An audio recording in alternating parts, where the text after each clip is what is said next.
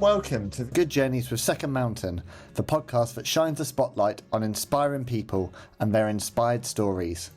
Coming up on this episode, I started to get more and more of these photos. And as I was taking photos in kitchens and storerooms, people were like, I have a story to tell you. This is the time I tried to take my life. This is the issues that I have. This was the time I was bullied or I was hurt. And it just seemed that I'd opened up this Pandora's box. And at that stage, I was like, I have a moral obligation and a duty to do something now, to take this photography campaign in Bournemouth and either blow the photography campaign out wide or to start a conversation. And I really didn't know what I was doing. I didn't know the gravity of the conversation that I'd started. But that was really the starting of the Burnt Chef project. Hello and welcome to the purpose-driven podcast, Good Journeys with Second Mountain. I'm your host and the founder of Second Mountain Comms, Veal. I set up my business with one aim, to help good people do good. And with that mission firmly in mind, it's my absolute pleasure to welcome Kris Hall as my special guest today. Kris is an entrepreneur, keynote speaker, and cultural change expert. As a passionate mental health campaigner, Kris founded the Burnt Chef project in 2019, now a globally recognised not-for-profit social enterprise, but raises awareness and provides training and market lead-in support for mental health issues within the hospitality trade worldwide. As CEO of the Burnt Chef project, Kris is working with purpose to create positive change within the hospitality sector, improve the industry sustainability, and challenge the stigma that can still surround mental health struggles. And through the Burnt Chef Journal podcast, Kris and his team also explore leadership, mental well-being, and look to inspire the future of the culinary world. Kris, welcome to the show and thanks for joining me today. How are you? Very well, thank you very much. Cheers for having me. What a great intro as well. One does try. No, I always love putting together the intros, and you've got an incredible story to tell, and I can't wait to explore that with you today. So I want to start at the beginning with you, and with probably the biggest question first. What is it, Kris, about the hospitality sector specifically, but has given rise to so many mental health challenges in recent years? Very good question, and quite a loaded question as well. It's very difficult to be able to pin one thing down specifically, but there are some commonalities that we see within hospitality, mainly that it's quite a high stressed working environment where we tend to experience quite chronic levels of stress for an extended period of time, which in reality is absolutely perfectly fine, providing we have the right rest, the recuperation, the right level of nutrition, well-being initiatives, work-life balance that we need in order to be able to perform at those sustained levels for such a long period of time. And unfortunately, that sort of plays into the second part that sort of exacerbates mental health issues within the hospitality industry, which is really it's the skill gap shortage that we have, especially around middle management level. Because of the high levels of chronic stress, because of the impact that has on cultures within organizations, we tend to see that turnover rates within hospitality are anywhere in excess of 125% or more. Now, that all sounds very arbitrary as a figure, but if you're losing 100 of your workforce plus an additional 25 new recruits every single year, you're never really getting to the stage where you've got the skills and resources required to actually be able to start to mitigate the stress and to build healthy structures within the workplace, to start to really feed a healthy culture. And we tend to find that those two things clash. That then brings on a rise of self-medication, mental health issues, conflicts, and the circle tends to continue really. So mental health issues are one thing, but also retention issues are another thing that we're working hard to try and fix. Yeah, I mean 125%, that's huge. I mean, how long has that been the case for within hospitality? Well, this is again a great question, because no one's ever really asked. No one has ever really taken the time to establish exactly what's going on to such a great scale. We often joke and say that the Burnt Chef project should have been called "That's Just the Way Things Are." That's just hospitality. Leave it alone. It's never going to change. You're either fit for it or you're not fit for it. That's the reality of the industry. But the Burnt Chef project was started to challenge the status quo, to ask why. Why are you working 80-hour weeks? Why haven't you had a break in 14, 15 days? Why are turnover levels are so high within hospitality when you compare to other sectors like the financial industry, which is between 15 and 20%. Why are these things apparent and why do they happen? And now that that's being done, we're starting to actually go, hold on a second. I think we've missed a trick or two here. I think there's issues with that. And it's small bits of data like, we did a study to show that it's around about £4,000 per employee is lost on average every time they leave your business. And some people will say, no, that's ridiculous. It's 10% of that. It's £400. But when you take into account the costs of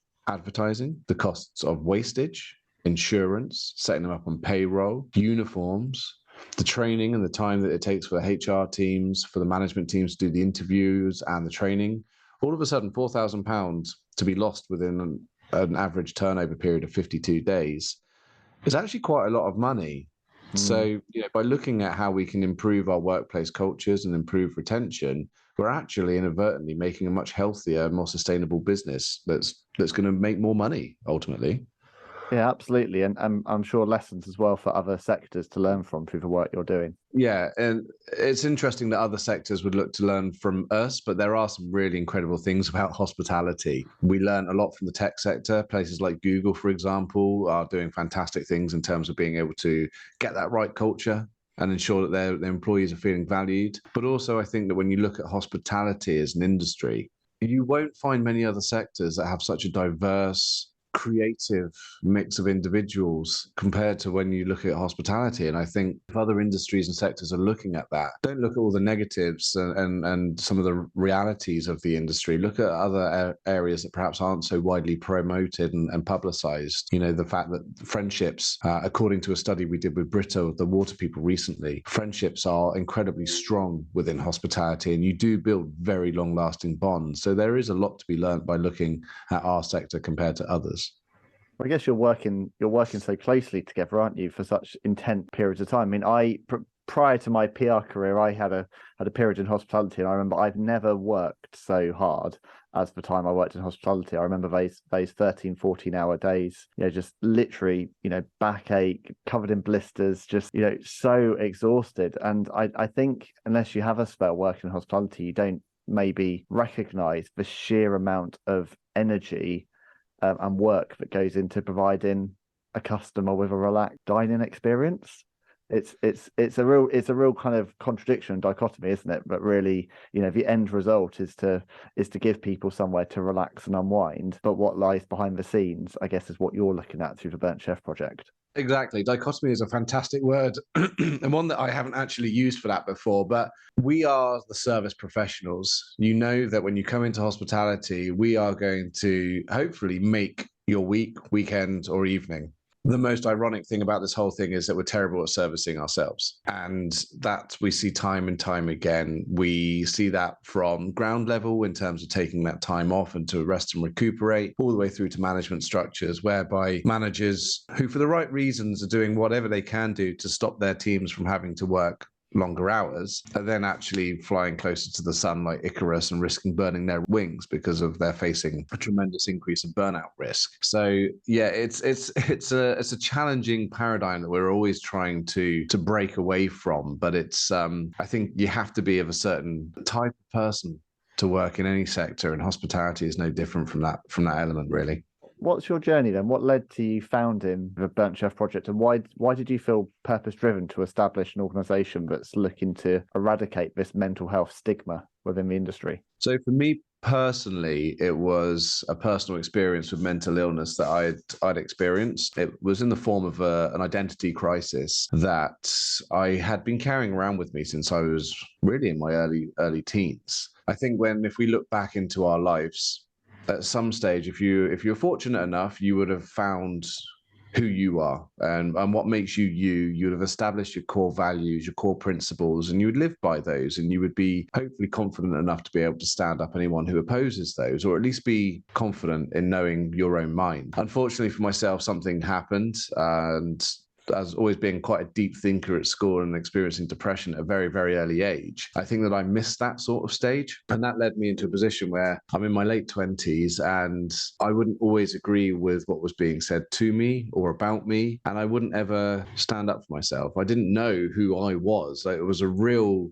real head scratcher, because it led me into a path of using drugs and alcohol and, you know, risk-taking behaviors to be able to aggressively self-manage that.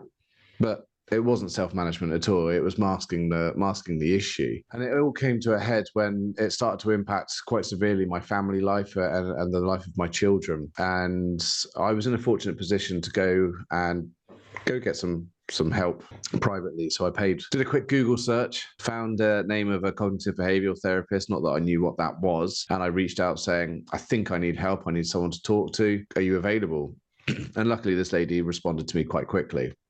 So I did what any normal person I thought would do, and I booked fake appointments in my diary. So at the time I was managing a sales team for a food wholesaler, and I was booking fake appointments, client appointments in my diary, so that if my boss was happening to look at my diary, and I had a very supportive boss, you know, he was a great guy, but if ever he looked at my diary, he wouldn't know that I was unwell, and he wouldn't know that there was something wrong with my head.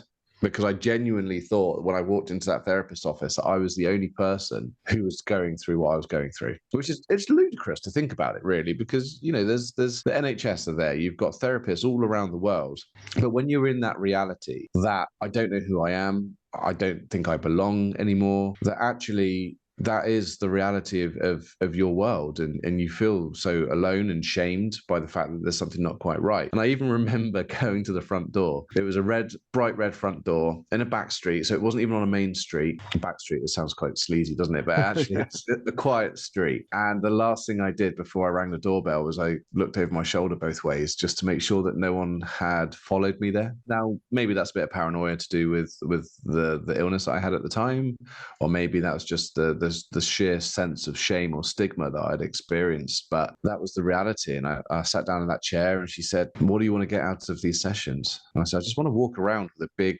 empty space in my head. I'm so envious of everyone that I see walking through the street, because they don't have what's going on in my head constantly, all of this negative thoughts and these insecurities. And she said, well, Kris, everyone has those thought processes going through their head, some more severe than others, which is why you're here today, but people just don't talk about them. They don't openly discuss them because culturally it's not acceptable, and there is this stigma associated with being able to talk openly about your mental health. So I was quite lucky. In 6 sessions I managed to get, as I said, I've always been quite a deep thinker, so I would turn up to a session and I'd already have pre-planned a lot of the learning objectives that she would always one step ahead, bless her. Well, CBT lends itself really well to that. I found when I've gone through CBT myself, and it is a little bit like a mini curriculum, isn't it? Like, it is one of those things different to kind of your regular talking therapy, where it is much more focused. How are we going to approach this? How are we going to reprogram the way you view things and your pathways from one thought process to the next? I found when I did 6 sessions of CBT,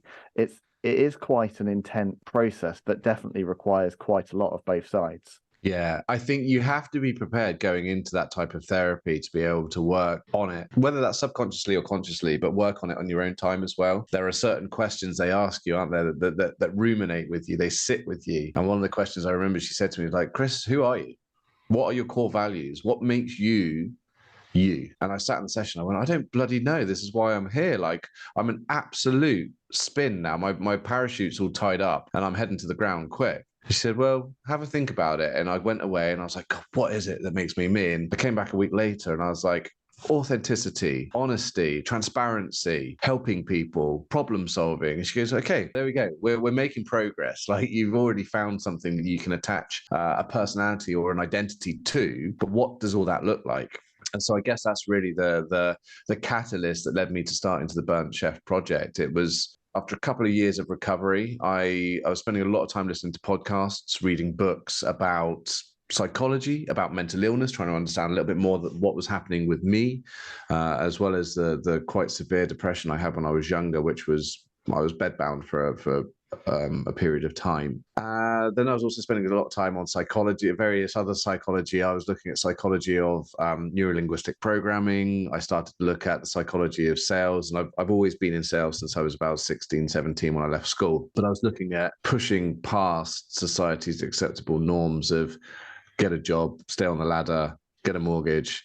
I wanted to see what I could create for myself. And I don't know, all of this sort of combined. And I was sat having a conversation with a client and a friend of mine who's a chef. And we were just talking about the industry. I was talking about my experiences, and he said he's had similar experiences himself with his mental health, and was telling me stories about the long hours and the impact it had on family life and various other bits and bobs. And I just started asking why. Like, why is that the way that it is? He's like, Kris, it's just hospitality. There's no one that can change this. It's a beast that's far too big. And I said, well, let me try. I'm not here to change an entire industry at all. That's not my goal. I said, I take photos. I've done photos for you guys as a commercial photographer on the side. I said, let me take a photo of you, a portrait photo, and see what happens. And for the listeners, I've got photos behind me which are half in black and half in white. The face is half covered in shadow, and they were designed to be quick, effective photos to really show the poignancy of the fact that more goes on behind the scenes than you might think. You don't really know what's going on inside someone's head. So I took the photo, and he went, brilliant. He said, what are you going to do with it? I said, well, I'll start an Instagram page and I'll post these photos with those stories attached to them.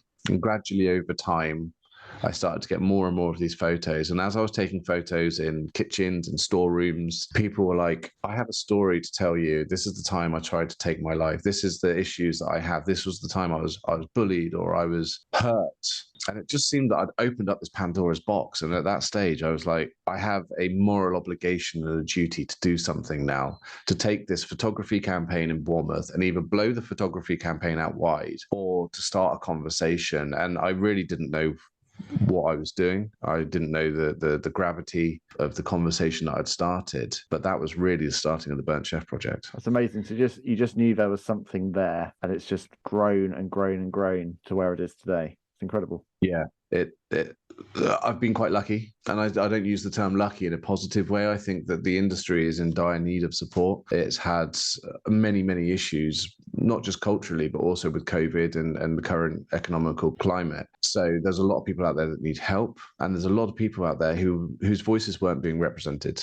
There's a machoism within hospitality, especially if you work quite close knit with someone. You either A, don't want to show any signs of weakness because that's the culture within the organization, or you don't want to let the team down. You don't want to be that weak link who takes time off for sickness. And a lot of people have their careers and their professions and their identities tied to that. Whereas I was coming at it from a slightly different angle, that I hadn't always worked in hospitality. Yes, I'd had bar jobs down in Bournemouth in nightclubs, but it was always alongside working as sales and marketing in other industries. So I had nothing to lose by starting this conversation. And yeah, that's led us to a point where we are a global enterprise providing pragmatic support and educational tools to reduce the risk of mental injury moving forward. And how many people do you support globally now, Ben, as a network? That's a tough one. It's a real tough one because we have a number of different metrics that we can use that give us value. So we have in the UK, we've got a 24-hour text-based support service, which is available even at 3:00 in the morning to someone who might need to talk. Globally, we have the Burnt Chef Academy, which is an e-learning resource. And we've developed over 20 modules to do with breathwork, suicide, nutrition, sleep, effective communication, menopause, you name it. So there's certain things that we can get a handle on. We can also see website traffic. Our e-commerce sales are in over 112 countries worldwide now. So we sell branded merchandise to raise funds and elicit conversation. And so we know that globally our reach is, I think, close to 150 odd countries now. We know that last 12 months, our e-learning modules have reached 15,000 people, or just under. We know that our in-person training has reached close to 930 managers in person in the last 12 months in the UK. Our podcast has got 80,000 downloads, and that's in 78 countries now. So that's all of those figures. It gives us some tangible element. But what we don't see, and we only hear about when we're at things like trade shows, is those personal stories where someone who doesn't engage on social media, hasn't been to one of your training sessions, comes up to you and says, I've been following you guys now for 2 years. You've helped me massively. You've changed my life. You've given me something to to hope for. And it's those stories that we can't quantify and we can't even capture as well, because, to record that again seems so inauthentic. So I dare say thousands, possibly even tens of thousands. And we've only been going for sort of 3.5, 4 years. So yeah. So how does that feel to you that, you've come from what was essentially, so this is the Out of the Shadows campaign we've talked about, isn't it? So you started off with these photographs in Bournemouth, and it's just progressed and progressed. How does it feel to go from, this kind of kernel of an idea when you're in, on the road to recovery from quite a dark place, to being where you are now? Like, are you surprised, Kris, at how quickly it's gathered momentum? It's an interesting one. My brain automatically reverts to problem solving. I look for gaps. I look for areas that perhaps have been missed. I'm quite entrepreneurial in that respect with other businesses as well. So I don't often tend to take time to look at, oh, isn't this surprising? Like, look how far we've done, or look at all the people we've hit. I look at what's next. What have we missed? What can we do better? How can we improve? And perhaps that's something I need to be better at, is that actually I praise my team for all the great work that they do. And I recognize when they've done fantastic things that have helped individuals or helped the business. But for my own self, I'm quite hard on myself. I'm looking at who else can we help. I don't tend to question the subtle nuances of how quickly we've moved. There was obviously a need there. There was a conversation that we were the first to be able to really crack into on quite a decent scale. I don't tend to pat myself on the back about that. I just think that it was hard work, dedication, and fortunate timing. So let's run with that. Don't question it and just keep going, keep plowing forward. So in order to be able to help more people, because in reality, we've barely scratched the surface. We know that our audience is hundreds of thousands large across multiple platforms, but there's 72 million people in hospitality worldwide, and we aren't even covering 1% of that at this moment in time. So we've got a lot more work to do. Yeah, absolutely. So, it'd be remiss of me to have this conversation and not talk COVID. So you set up this business in 2019 with no idea what was to come, and then you find yourself in 2020, and suddenly, I dare say the hospitality sector was one of the worst hit. You'll be able to tell me much better than that, but I would imagine that the hospitality sector was one of the hardest hit in terms of not only how they had to kind of down tools and then completely pivot and evolve how they work, but ever since, I guess they've kind of a lot of restaurants and pubs have had that very long period of uncertainty about whether or not they'd even be able to stay in business unless they radically altered, and whether that clientele would come back. And then, of course, we've entered into a recession now and an economic crisis. How was that pandemic like for you personally, and for the Burnt Chef project? Do you think that it was just a case of you happened to be there at the right time and you were exactly what people needed? Like, what was it like going through a pandemic with your purpose in mind? Good question. I think the start of the pandemic was challenging. So I was still fully employed. I had a team of 5 underneath me, and I had a great career. Like, I was a sales professional managing a fantastic individual team of ex-chefs who I trained to be incredibly honorable and honest sales consultants. I was earning decent money. I was driving a nice car. All of these extrinsic value things that we attach so much to, but actually mean so little. But it was good. I was having a good career. The Burnt Chef project was sort of ticking along in the background. It was still very early days, and I've done a couple of talks which hit 65, 70 people, and they come along to hear these talks in the local areas in Bristol and Bournemouth. And then COVID comes around, which was incredibly anxiety wrenching from my own perspective, from a professional perspective, trying to manage the expectations of my team, ensure that the business that I'd worked so hard to build funds for, that my employment was safe, and that I was doing everything I could do to do that. But at the same time, I was getting more and more contact through our social media channels on the Burnt Chef project.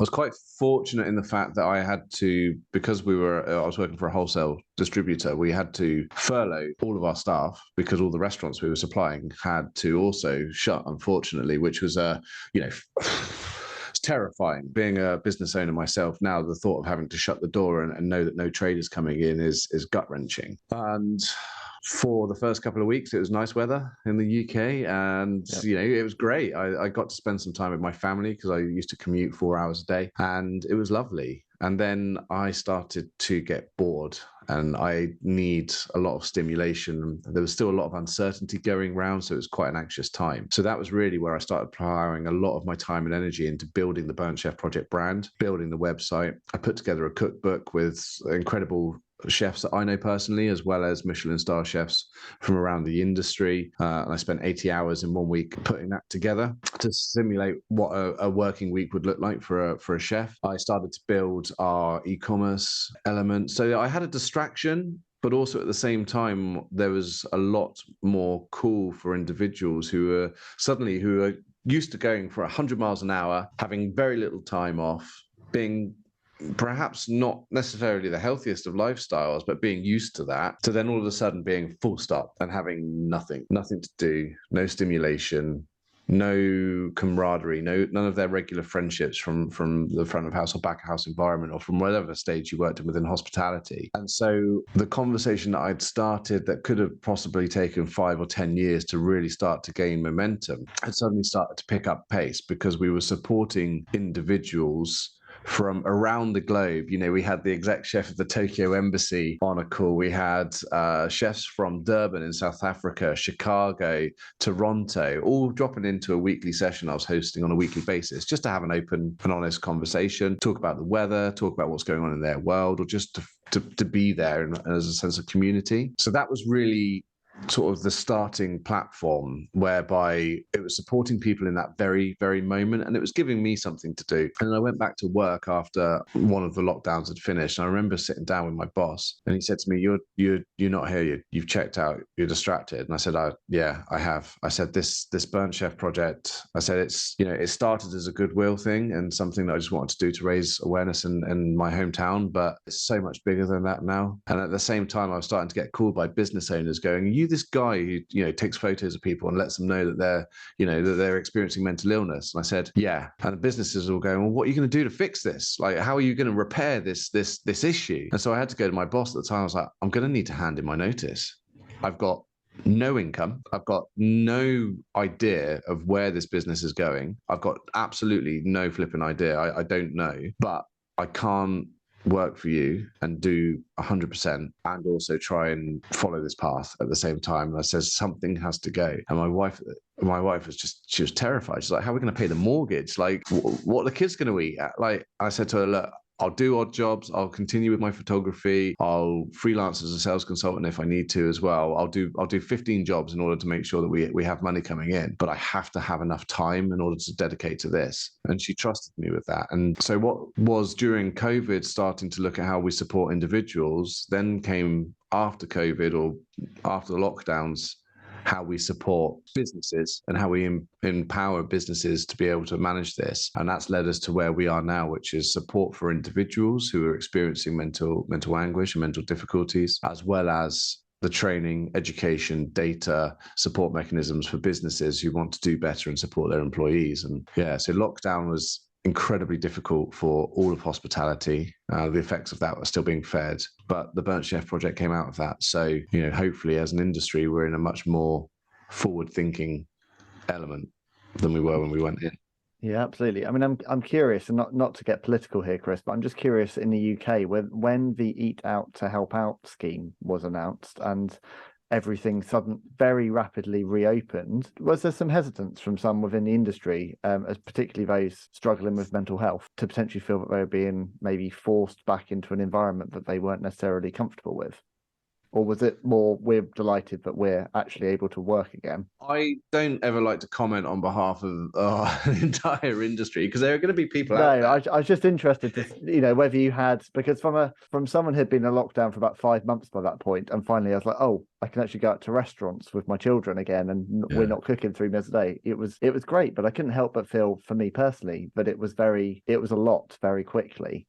And I just wondered whether you had some pushback from some of the people you spoke to in terms of whether or not there was a reluctance to return to work in that kind of summer of 2020. I often during our training sessions, so when I talk about stress and the impact that stress has on our bodies and our mental health, I use a bell curve and I show inactivity is on one side and boredom, and the other side is overstimulated and chronic levels of stress, which can lead to mental illness and burnout and physical health issues. And often I refer to that as time. So during the pandemic or pre-pandemic, we were sort of in a decent flow state. Perhaps we were managing our levels of chronic stress, and then all of a sudden the pandemic kicks in and we're at a full stop.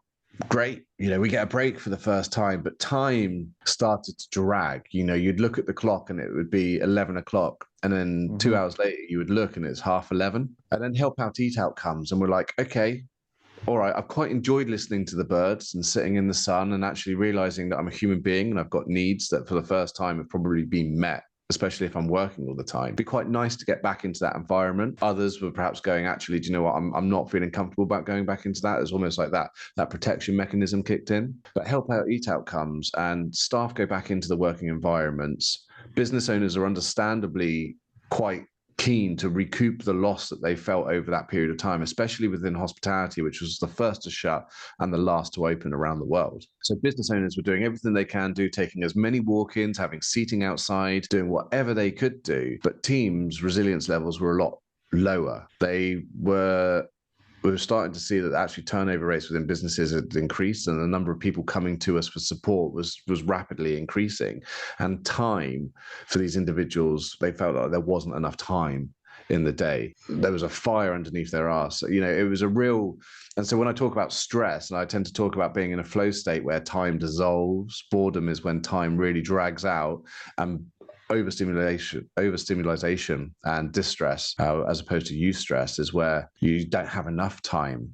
And so you had this almost like this polarization, which we still see relatively today, which is business owners are going, we need to make sure that we're making as much profit as possible. We need to cut down on our resources, cut down on our costs, make sure that we're driving all of our overheads down to the bare minimum and maximizing all of our income streams. Whereas actually the people are going, I just need a work-life balance. I need to be seen as an individual, and I want to work for an organization that culturally is sound, and I'll stay with you long term. And we're seeing that sort of polarization continue afterwards. So it's quite an interesting dynamic that we saw both pre but also post-pandemic. I was going to say post-pandemic. I mean, my kind of layman's observation generally when I go into restaurants or even coffee shops now seems to be that it seems less resourced than it used to be. I don't know if that's true, but there just seems to be a lot less people doing the same job, and I'm always quite hyper conscious of that. I don't know whether that's true, but I look around. I might go into restaurants, see there's like 2 or 3 waiting staff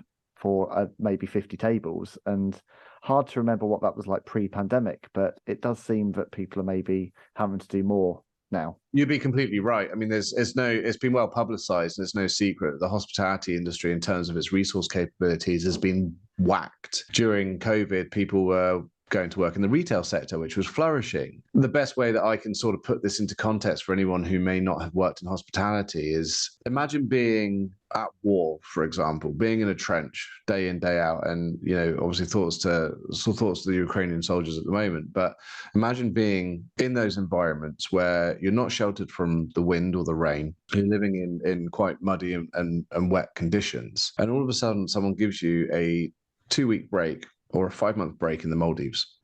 All of a sudden you go, actually, I don't want to go back to that trench. I don't want to go back. I've experienced the better side of life. I've experienced balance. And so, I mean, these are quite extreme dramatized versions, but what you had with people who weren't used to getting their rotas, anywhere a week in advance. Sometimes you'd be lucky in some organizations, less than 12 hours in advance in many. You're working long hours, you're not getting time off, you don't really have a friendship group or a social life or a feeling of balance, because on your days off, when you get them, you sleep all the time. And then you're in this position whereby actually you've either worked in the retail sector where you work your 35 hours, you get your paid holiday, you have your socials, or you've had time off with your family and friends. You're not then going to want to go straight back into that environment because it's not conducive to good well-being and good health. So you're right, it's had a massive impact, and people can blame Brexit and the various other things, which has obviously had a knock-on impact as well. But I think that we have to be honest with ourselves and say that in hospitality, we've created the problem that was always there. All that COVID's done is given people that opportunity to come up for air and go, actually, why should my career cost my health? And that's what we're seeing now. You mentioned earlier, so Google and some other organisations that are doing it well. Obviously, we recognise the impacts of poor mental health and what the various extremes it can have. But what does good mental health offer? From looking at this from an employer's standpoint, if you invest and nourish and support your employees' mental health, what are the benefits as an employer that you'll see? To be blunt, you'll make more money. From an employer's point of view, that's from the financial side of things, but which is always again, that's a tricky one for me, because I started the Burnt Chef project from a moral point of view, that morality wise, it was right to make sure that we're looking after people and that we're not putting them in crisis points and damaging their physical or mental health. But in reality, you can be as touchy-feely as you want, but ultimately people want to run businesses, and if their businesses are struggling, you have to hit them from the profit element. So we've been able to do that backed by scientific data. But here are some headline figures for you. If you were to introduce mental health awareness training into your organization, no matter what sector you're in, according to Deloitte's most recent study, there's a 5.3 to 1 return on the investment that you spend on mental health training. Now, for an organization and not for profit like the Burnt Chef project, who heavily subsidize that, those returns on investments are likely to be significantly higher. If you provide pre-screening, so one of the services that we have is a pre-screening app, which is NHS approved, so that will enable individuals to find out, probably before they're even aware, whether or not they're starting to experience signs of anxiety, depression, or chronic stress. That has a 6.5 to 1 return on investment. And these are all great, these are great figures and great stats, but what does this mean in real time? So one of our services is a data tool. We work with organizational psychologists who have an incredible data set, and they survey teams, and they find out exactly where burnout and presenteeism and turnover risk are within the organization and the reasons for it. So in one organization, a restaurant group that we did, they have 5 sites. We worked with 141 people, and out of those 141, I think just over half of those were experiencing severe or high risk of burnout. The presenteeism cost, so people being at work, not feeling well enough to be there, but being there anyway, was coming in at £78,000 a month. So £78,000 a month, because people were firing on 50 to 60% of their full capability. They were tired. They weren't engaged in the company mission. They didn't even know sometimes what the company mission was, because they'd had no induction process. That business was losing £78,000 a month. Now, when you add the 46% turnover intention into that as well, that was another £1 million a year. So in 5 sites, you're losing close to £2 million a year in profits because of poor mental health and well-being. And this is scientifically backed clinical data. So there's a strong, compelling reason to invest in the well-being and the mental health of your teams, because the longer that people are healthier, they're happier, and they stay with you for longer, the more likely they are to be able to upskill, to perform better, and thus it's not going to have a negative impact on your recruitment process and also your long-term profitability. What are some of the other sectors that are there sectors that, I think you mentioned finance earlier, that are doing this well in terms of really supporting and driving the mental health agenda? There are many sectors who are doing fantastic things in terms of moving forward with this conversation.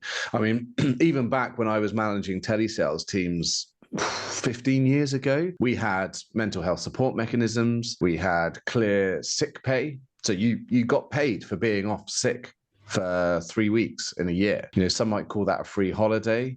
If it's managed correctly, it's actually an incredible benefit and a really good tool to reduce presenteeism risk within the organization. There are sectors that are really starting to lead the way, but I think that because mental health can be impacted by a multitude of different things, including things outside of the working environment, such as finances, there is no one size fits all. And I think that in order for anyone to be able to start to improve mental health within their organization, they need to firstly tackle the stigma associated with it through awareness training and engagement. They need to provide supportive structures both to managers to help them identify and manage it effectively within the organization, as opposed to putting themselves at risk and never being off, as well as the supportive structures to support both the managers and also the individuals with therapeutic services. But then go and ask your teams. Do the study with ourselves, which you can use for all other areas. We've used it with banks as well. Find out exactly what it is that's impacting or that will impact your team's mental health and well-being. They are on minimum wage, for example.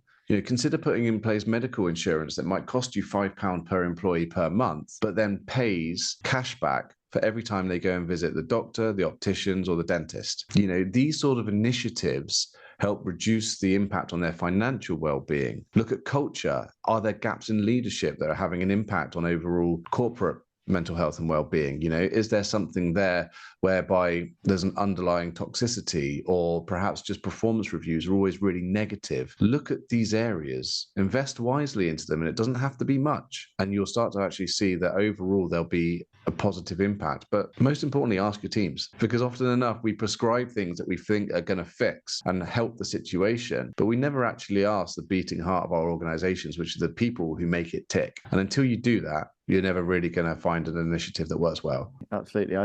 It's so often overlooked, isn't it? Just the importance of just asking the people you work for, or you work with, sorry, what they need and how they're finding things. I know that there's a lot of parallels, I think, between the hospitality sector and the PR sector. It was just pre-pandemic, so maybe 2018, 2019, that the state of a PR survey went out from CIPR, which revealed that 1 in 4 PR professionals had experienced mental health challenges. And this was at the time when I didn't feel comfortable talking about depression or anxiety myself. You were talking earlier about your experiences with therapy.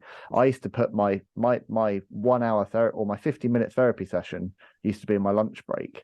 I look back at that now and just cringe. I used to literally leave my desk with 3 minutes to go before, so be on a deadline for something at 12:57, head off to a therapist, which was just around the corner, pour your heart out for 50 minutes to a therapist. Then at 1:50 or whatever it was, your session's finished and you're back at your desk for 2, no time to process, but that was how I thought, I'm handling my mental health because I'm seeing a therapist. I'm not, a real reluctance from my side to talk to my employer about it, certainly not to go public about any of these challenges because of that stigma, that feeling, especially with PR, which is, I think there's a lot of parallels to hospitality, but we're always supposed to be on, we're always supposed to be really enthusiastic, energetic, creativity, always present, always available for the client whenever they need us. So I think there's a lot of parallels that we're starting to see. I'm very passionate personally about moving that conversation on. There's lots of other practitioners like me who are, who want to echo kind of what you're doing really with our industry, because the more we had this great kind of period, didn't we, during the early stages of COVID, where people were really opening up, and suddenly I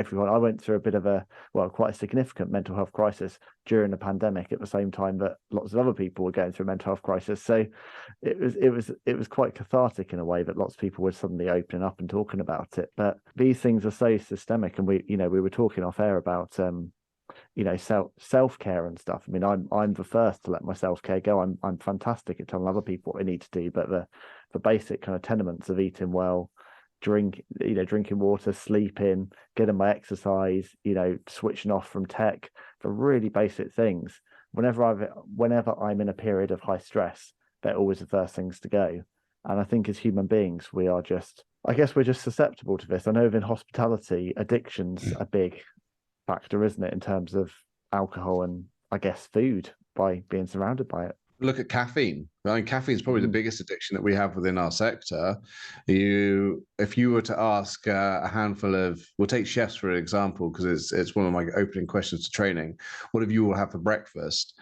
Usually it's a black coffee, maybe a cigarette. In some very rare cases, people are actually eating something, sustainable. But yes, there is a lot of self-coping mechanisms. But just to go back to the point that you just made and our conversation off air was, people come to me at trade shows, and when I've done talks, they come to me and say, you look tired. What sort of advert is that for a wellbeing company, for a company who are promoting mental health? Like, you need to be better and look after yourself and role model what you're telling people. And my response is always the same. Yeah, I am tired.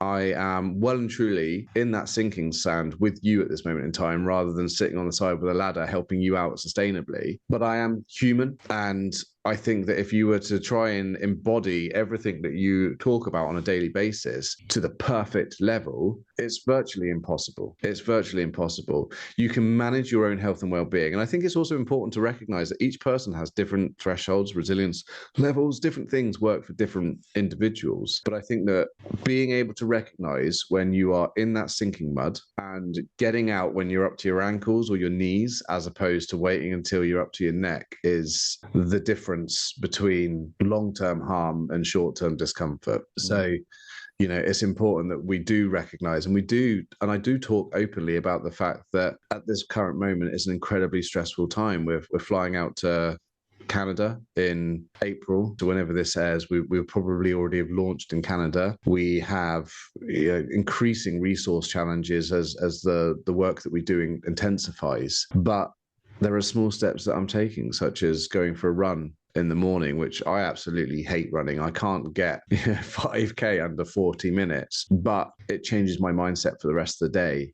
Yeah, drinking plenty of water, making sure, I know we were speaking about having enough rest and making sure you're getting enough sleep, and also being prepared to say no, because that's one of the most powerful things, especially within our sector, that we really struggle with, which is, I do not have capacity to do that.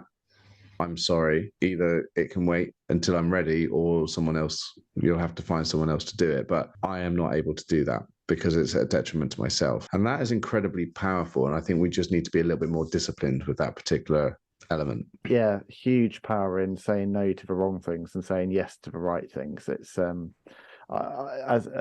older I get, and especially now I run my own business, and it's all supposed to be a business that's built around purpose and family, you know, and it is to a large point, but at times I waver, I get pulled off, and I suddenly find I'm slipping back into the old patterns of overworking to my family's detriment.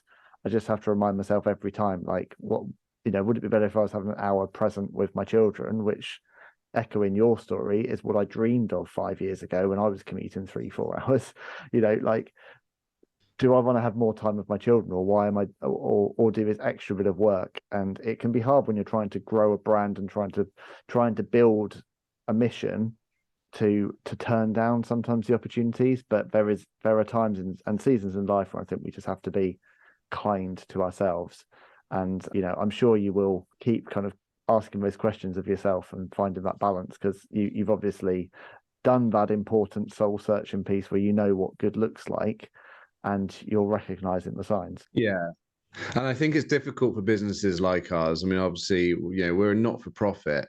Does that mean that as a director, I don't earn money? No, you know, and even that as a concept, when I started this, bearing in mind, I had no idea. I've run businesses for other people, but never actually set one up. I didn't realize that as a not-for-profit or as a charitable organization, you can actually earn money. Am I earning the same amount as I was on? No, because extrinsically, I realized over lockdown that actually I didn't need as much as I thought I needed in order to live comfortably.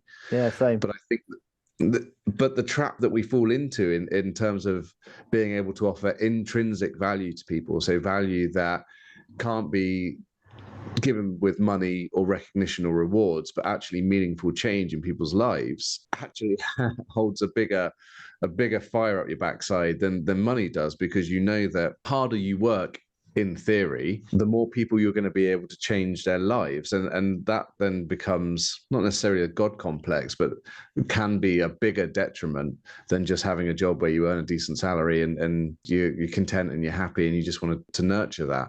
Yeah, so but also going back to the mental health conversation, it's not to say that you also don't want some of the nice things, is it? It's not to say that you don't want to take your family on a nice holiday, that you don't want to live in a nice house, that you don't want to occasionally treat yourself to a nice meal out. And that's but I have the same conversation with you when I, you know, set out to work with charities and do pro bono work, was I knew I wouldn't be able to make the same amount of money as I used to make, and I'm comfortable with that.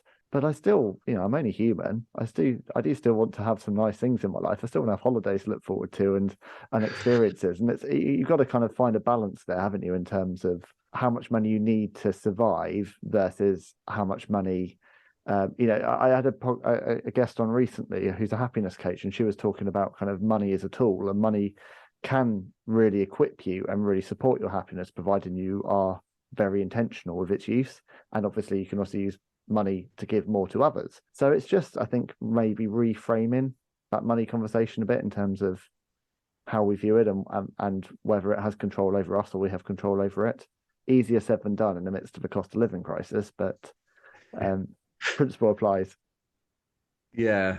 I don't even get this brings me on to a whole other subject around the lessons that we teach our children in school in terms of societal conformity and, getting them to leave education with tangible skill sets that allow them to run a business or to create meaningful change. And I think that we tend to be, as a society, not just in this country, but generally, we're so hung up on money being the element of all happiness, when in fact, actually, we do need to get to that stage where what do we need in order to live life comfortably and allow us to fulfill our purpose, whatever that purpose might be. If you want that Maserati or that Lamborghini, then, that's your drive and you do you. But I think, like for my girls, for example, over lockdown, we got gifted an allotment, and I sat down with my eldest and we worked out what the cost of seeds were for herbs. We bought a spade and we bought some compost, and we sat down and we worked out what all the costs were. And then every single day during lockdown, because we had that opportunity, we went to the allotment, we watered them, we made sure they were okay. And then once these herbs were grown, so we had basil, we had mint, tarragon, we harvested them, put them into bunches, took them down to the local fruit and veg shop, and sold them to the fruit and veg guy, who then sold them on to make profit himself. That, as a learning exercise, was probably more valuable than trying to get them to recite Chaucer or Shakespeare or whatever it might be. Yeah.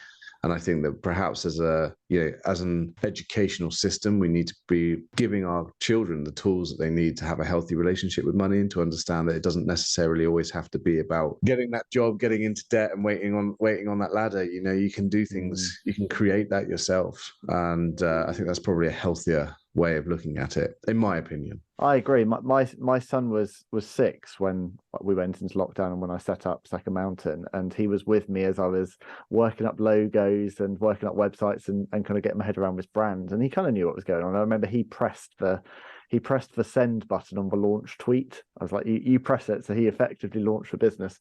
And 3 years on, I think it's been really interesting because he started to work out now that this is a business that Dad runs and that Dad is doing it all himself. And what that's doing over years is that's sowing a seed that you don't have to work for someone. You can do your own thing. But the key thing he said to me recently, we were walking back to school, and I can't remember what prompted this, but he said to me, he just said, "Dad, you're so much nicer and less angry than you used to be when you were working all the time." Oh. And I was just like, almost welled up. Like, I don't know if I necessarily agree with that assessment all the time, but I'm definitely, because my business is built around my family and my passions and things that I'm purpose drawn to, and I'm steering the ship, it's definitely had a significant impact, I think, on overall well-being. But not just, and that's the thing with mental health, is when I was in a very bad place, that was having a really bad impact on my wife, on my children, probably on my colleagues, probably on my clients, probably on my friends, my family. This is the reality. Mental health is not just about what's going on inside your head. It's that bubble effect of everyone you touch, isn't it? And adversely, if you can look after your health and well-being, the impact that you can have on positively impacting other people. Yeah.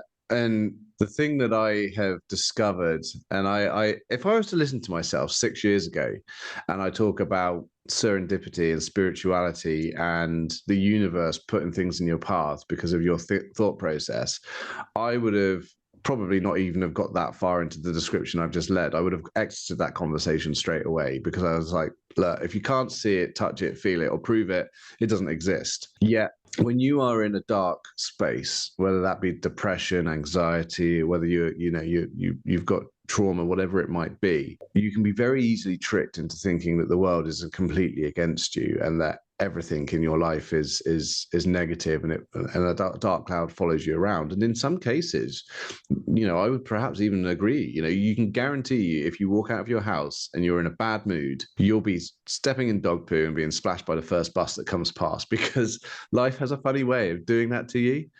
But adversely, if you are able to nurture a positive mindset. And I am not talking as the most positive person in the world. I had to teach myself with muscle memory to have positive thoughts because I was always so negative. But sometimes life just throws you a bone. And when you take that opportunity and you think, that was a really lucky bone, I'm pleased that I got that. Sometimes another bone comes straight afterwards. And so that thought process and that impact that it has, not just on yourself, your life and the people around you, can be quite profound. But just going back to stories of your kids and the attitudes that you have about your workplace, I've just hired another member of the team for internally, because a lot of my team work remotely. We've got 17 people who work remotely around the world, and my daughter had an epiphany the other day, and she's coming up to 10 now, and she had an epiphany. She said, "Daddy, when you talk about hiring someone else, does that mean they call you boss?" And I was like, well, firstly, no, because we're all team. We're all at the same level. It doesn't matter who's at the top of the chain or not. But yes, I am effectively their boss. And she went, "That's really weird."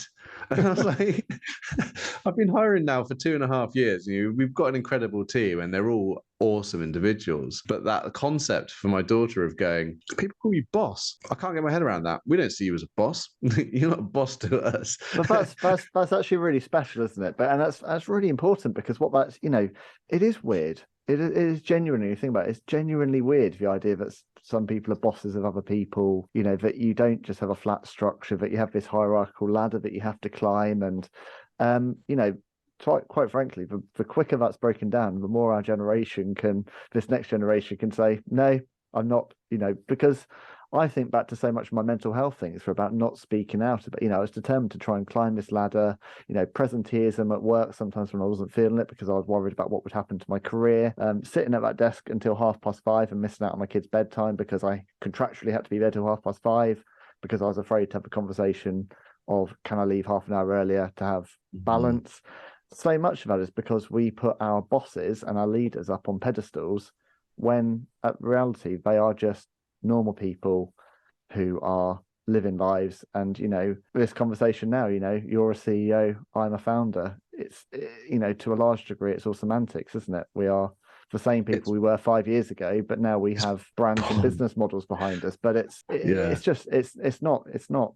I just think the quicker we can break down, and that comes from everything from political climate downwards, really, the quicker we can break down some of these structures and just accept that actually we're all people who need to work together in organizations, the better. And that's where honest mental health conversations can happen, I think, when there's not that worry about what it might do to your career. You just actually need to just get the help you need. I have one final question, conscious of our time, but you said early on, which piqued my interest, you said that, you're a very self-critical person, and that came up when you did CBT. You are now 4 and a bit years into the Burnt Chef project, just about to launch in Canada. You've very effectively gone global, helping tens of thousands of people. You must take some personal pride from that at this stage, right? Perhaps this is a reason to go back to therapy. Is that am I proud? I'm proud of what I've been able to build through hard work and determination. Because if you'd met me 10 years ago, whilst I was managing sales teams and my sales performances was fantastic, if you told me that I would own now 3 companies, all performing really well, one of which is obviously the Burnt Chef project, which is a not-for-profit, I would have, that's impossible. Like, there's no way that I could do that. And I think that there's pride, and this is one thing that I'm quite keen on in future, is to mentor individuals who perhaps are at a similar stage in their life, or perhaps don't think that they have the capability or the experience or the tools necessary to build something, because everyone does. And so I'm proud of myself in that respect. I am proud of what the Burnt Chef project stands for and the conversation it started, and the team, all of the team and the people who make it is what it is. The 5 social media posts on various channels a week, our ambassadors, who are 120 ambassadors around the globe, who volunteer their time to do talks for colleges and to encourage the future generation of catering students to talk openly about their mental health and how to manage it more effectively. I'm proud of all of that, but I don't take that pride personally, because I am only holding this for a certain period of time. It's like an advert I heard recently about Rolex watches. If you own a Rolex, you don't own it.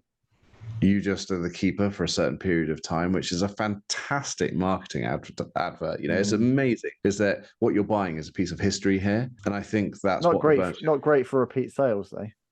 No, it's terrible. It's terrible. Really, really bad. But, you know, hopefully you as a business, they make enough profit out of that one watch. But I am the custodian of the Burnt Chef Project. I started the conversation, but it is every single individual who purchases merchandise, who fundraises for us, our volunteers, our team, who are the ones who I'm proud of, because without them, this would just be me sat in my house banging the drum that no one else would listen to.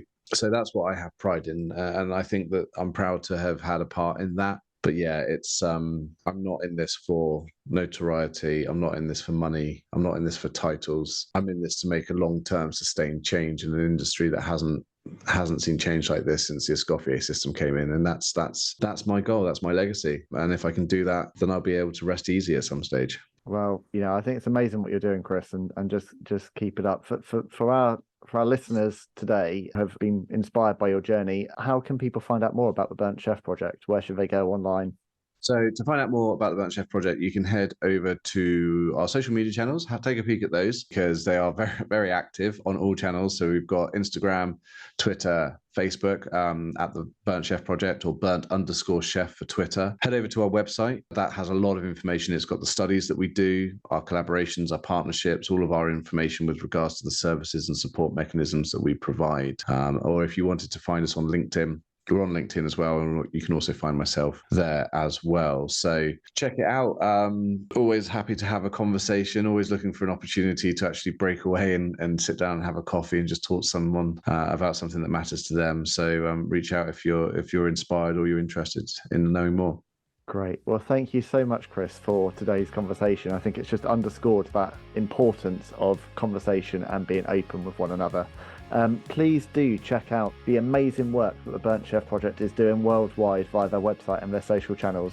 And if you can fundraise for them, then also that would be greatly appreciated, I'm sure, by Kris and the team. If you've enjoyed today's show, then please do share it with others and let us know what you think using our hashtag GoodJourneysPod. All past episodes of the show so far are widely available wherever you enjoy your podcast, and we're featuring a wide range of inspiring guests who all share their inspired stories. So that is it for another episode. Thank you so much for joining us today. This has been Good Journeys with Second Mountain. So until next time, let's keep climbing together, and I'll see you all again soon.